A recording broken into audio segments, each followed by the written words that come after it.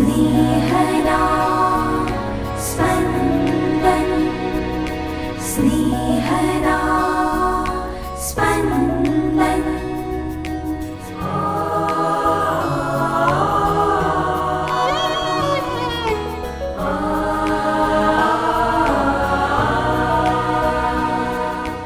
સામાન્ય કાળના બીજા અઠવાડિયાનો મંગળવાર. ધર્મસભા આજે સંત ફાબિયાન અને સંત સેબાસ્ટિયનના પર્વો ઉજવે છે. આપણે આજના શુભ સંદેશને ધ્યાનમાં રાખી આપણી જાતને પૂછવું રહ્યું, શું આપણે ધાર્મિક સામાજિક રૂઢિરિવાજ અનુસરવામાં એટલા મશગુલ થઈ ગયા કે આપણા જરૂરિયાતમંદ ભાઈ બહેનો તરફ ધ્યાન આપવાનું ચૂકી ગયા છીએ? સાંભળીએ સંત માર્કનો શુભ સંદેશ, અધ્યાય 2, કડી 23-28. એકવાર વિશ્રામવારને દિવસે ઈસુ અનાજના ખેતરમાં થઈને જતા હતા અને તેમના શિષ્યોએ જતાં જતાં અનાજના ડૂંડા તોડવા માંડ્યા. આ ઉપરથી ફરોશીઓએ ઈસુને કહ્યું, જુઓ, એ લોકો વિશ્રામવારને દિવસે જેનો નિષેધ છે તે શા માટે કરે છે? ઈસુએ તેમને કહ્યું, દાવીદ અને તેના સાથીદારો ભૂખ્યા થયા હતા અને પાસે કશું હતું નહીં. ત્યારે દાવીદે જે કર્યું હતું તે તમે વાંચ્યું નથી? વડા પુરોહિત અબિયાથારના વારા દરમિયાન ઈશ્વરના થાનકમાં જઈને ત્યાં ધરાવેલા રોટલા તે ખાઈ ગયો હતો, જે ખાવાનો પુરોહિતો સિવાય કોઈનો અધિકાર નથી.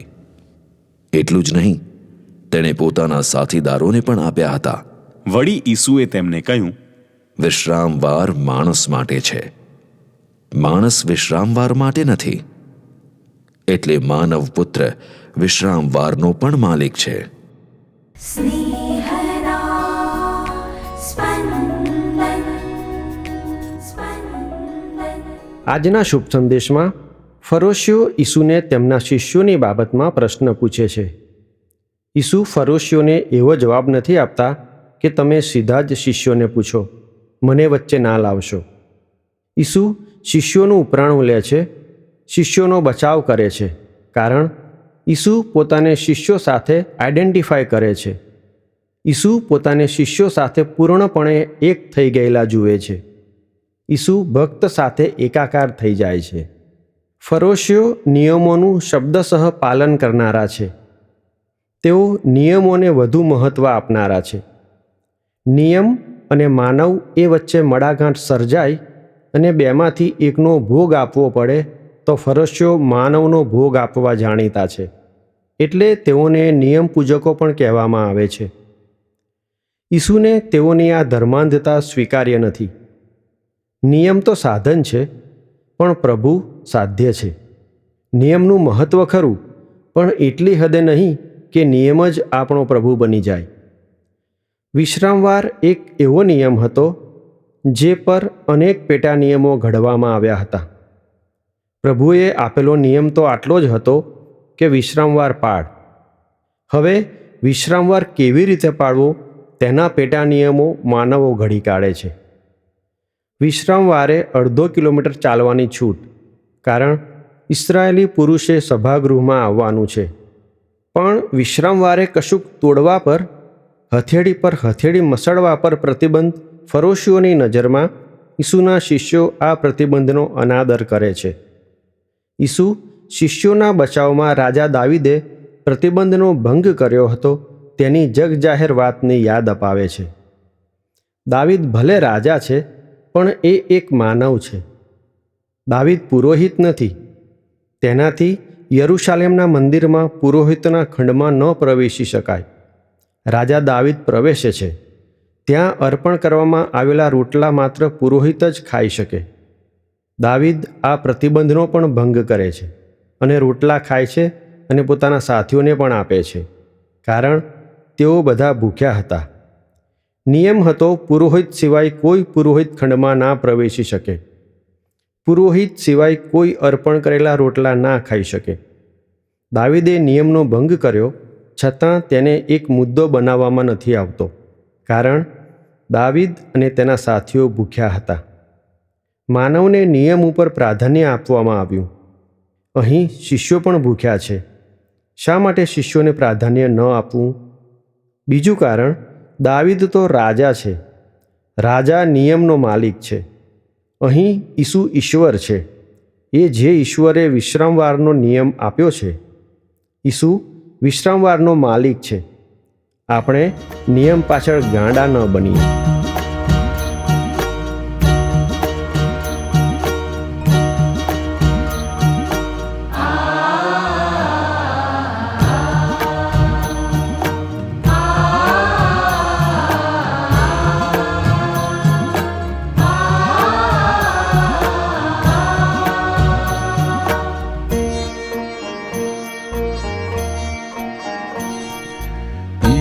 ईश्वर दया करो,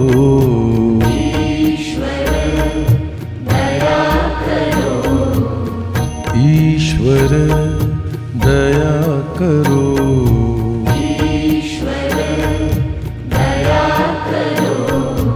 ईश्वर दया करो,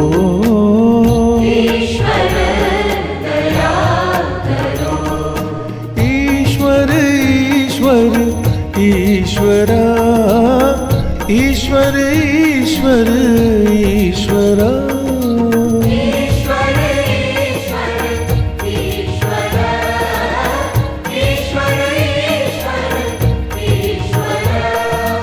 ईश्वर दया करो, ईश्वर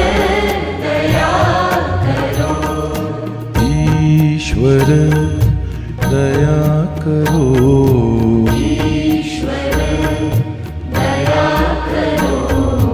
ईश्वर दया करो,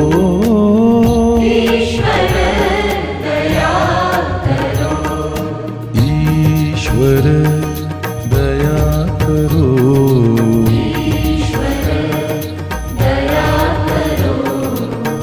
ईश्वर दया करो,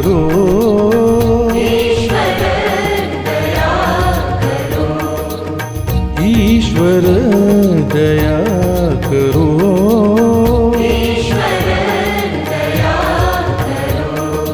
हे ईश्वर दया करो,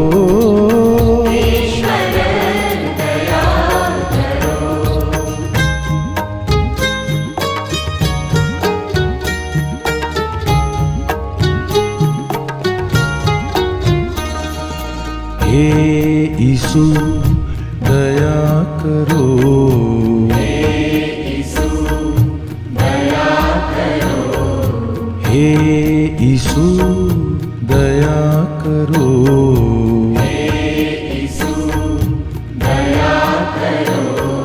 हे ईसु दया करो, हे ईसु दया करो, हे वाला ईसु दया करो, हे वाला ईसु दया करो,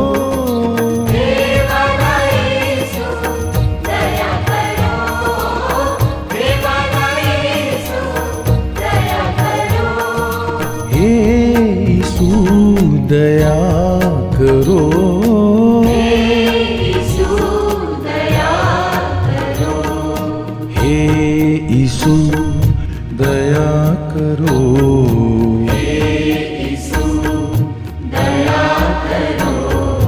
हे ईसु दया करो, हे ईसु दया करो, हे ईसु दया करो,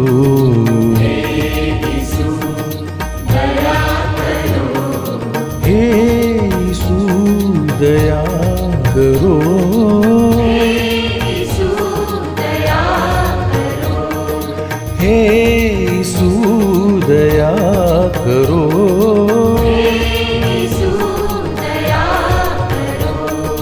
हे ईसु दया करो,